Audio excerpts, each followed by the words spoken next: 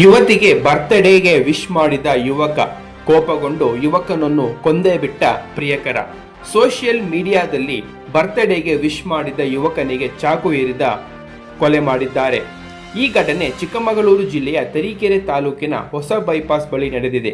ಮೃತ ವ್ಯಕ್ತಿಯು ಚಿಕ್ಕಮಗಳೂರು ಜಿಲ್ಲೆ ತರೀಕೆರೆಯ ಉಡೇವಾದ ಮಂಜುನಾಥ್ ಎಂದು ಗುರುತಿಸಲಾಗಿದೆ. ಹೊಸ ವರ್ಷದ ಆಚರಣೆಯ ಸಂದರ್ಭದಲ್ಲಿ ಚಿಕ್ಕಮಗಳೂರಿನ ತರೀಕೆರೆ ತಾಲೂಕಿನಲ್ಲಿ ದಿನಾಂಕ 31/12/2025 ರಾತ್ರಿ ತರೀಕೆರೆ ಹೊಸ ಬೈಪಾಸ್ನ ಬಳಿ ಚಾಕು ಇರಿದು ಘಟನೆಯು ಬೆಳಕಿಗೆ ಬಂದಿದೆ. ಮಂಜುನಾಥ್ನು ಸೋಷಿಯಲ್ ಮೀಡಿಯಾದಲ್ಲಿ ಬರ್ತ್ಡೇಗೆ ವಿಶ್ ಮಾಡಿದ ಇದನ್ನು ತಿಳಿದ ಪ್ರಿಯಕರ ಹುಡುಗ ವೇಣುಗೋಪಾಲ್ ಕೋಪಗೊಂಡಿದ್ದಾನೆ. ರಾತ್ರಿಯ ವೇಳೆ ಕೆಲಸಕ್ಕೆ ಹೋಗಿದ್ದ ಮಂಜುನಾಥ್ನನ್ನು ಕರೆಸಿ ಅತ್ತಿಗನಾಳಿನ ಹೊಸ ಬೈಪಾಸ್ ಬಳಿ ಮಾತಿನ ನಡುವೆ ಕೋಪಗೊಂಡು ಮಂಜುನಾಥ್ಗೆ ಚಾಕು ಇರಿದು ಕೊಂದೇ ಬಿಟ್ಟಿದ್ದಾರೆ. ಈ ಪ್ರಕರಣವು ತರೀಕೆರೆ ಪೊಲೀಸ್ ಠಾಣೆಯಲ್ಲಿ ದಾಖಲಾಗಿರುತ್ತದೆ.